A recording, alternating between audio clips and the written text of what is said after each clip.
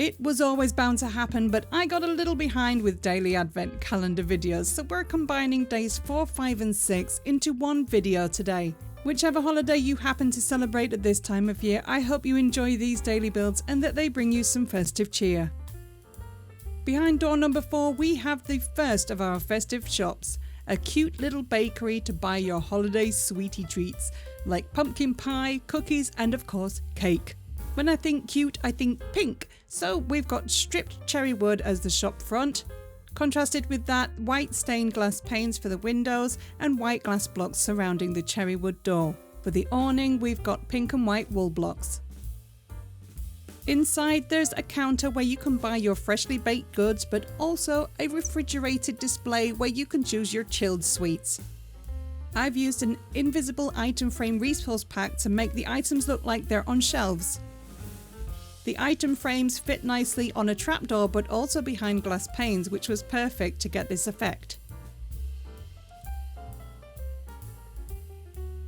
Behind the counter I put some ovens and a couple of industrial sized refrigerators using iron blocks and iron doors, so we can see that all the items here are made fresh on site, the best way in my opinion.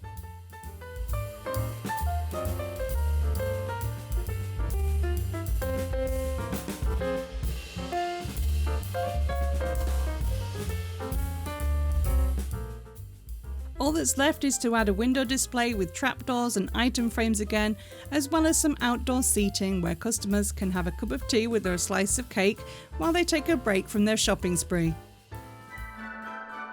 And so we move on to day 5 of the advent calendar, and behind this door we have a toy shop. How can we go Christmas shopping without a toy shop? You may say that it's possible if you don't have children to buy for, JCB. To which I will reply, then where will you buy me stuffed animals from, huh? But I digress. I wanted the toy shop to be bright and colourful, so the shop front is decorated with red concrete. I was also able to use the wall from the neighbouring building, so we gained some floor space while keeping within the theme colours of the interior of the toy shop, which are green, terracotta and red concrete.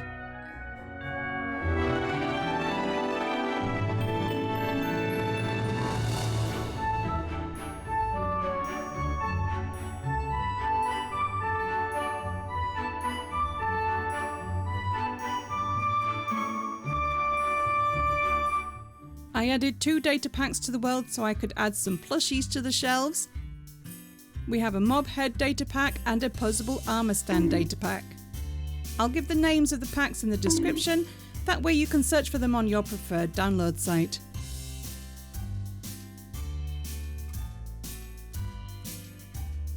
Deciding what to use for all the different toys was a lot of fun.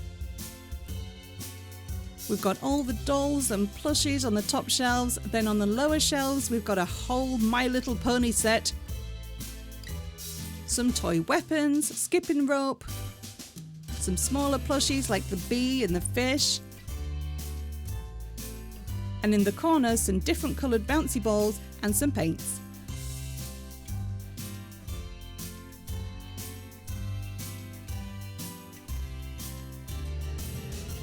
A toy shop would definitely be making the most of the holiday season, so for a finishing touch inside, I've given them their own Christmas tree with presents underneath.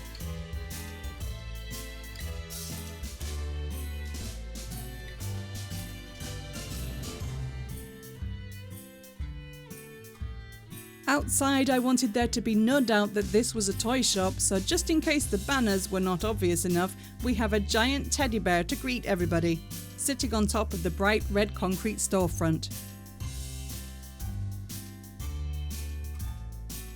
And if that wasn't enough, we even have some balloons. I think the toy shop is my favourite so far.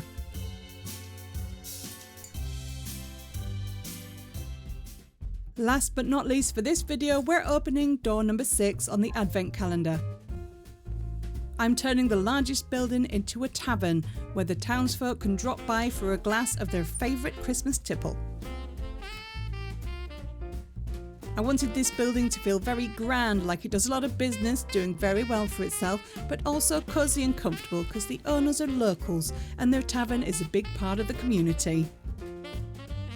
The main bar area has a roaring fireplace and the upper floor is supported by large pillars that make this large room feel sectioned off and really adds to the cosy feeling. If I'd made this building slightly bigger, I might have added some dark oak trapdoors to the bottom half of the walls to look like old wood panelling.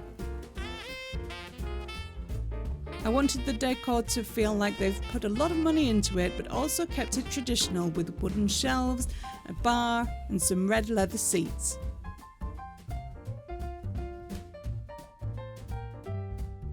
Christmas wreath banners can be made using creeper, skull and flower charge banner patterns if you're keeping your world vanilla. I personally do love the invisible item frames for the Christmas garlands though. The glowstone looks to me like twinkling lights are threaded throughout.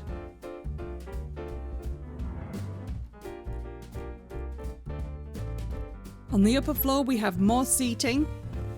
I imagine guests would eat here during food serving times, or if the main bar is too noisy, it might be quieter upstairs. Even though I've used end rods for the tables, there's nothing like lighting the place up with lanterns too. The warm yellow light rounds off the cosy feeling nicely, both upstairs and downstairs. I added some dark oak trapdoors to the staircase for a wood panelling effect, and also as a banister. Health and safety is important. And lastly, the upstairs is given the Christmas treatment with more garlands in the form of spruce leaves, invisible item frames, sweet berries, glowstone and bells. As always, let me know in the comments what you think. How are you liking the advent calendar style videos? Also come and join the Discord if you want to share your own holiday builds, or just come and say hi. The next video will also be a collection of 3 days, so make sure you're subscribed so you don't miss the next installment of our countdown to Christmas.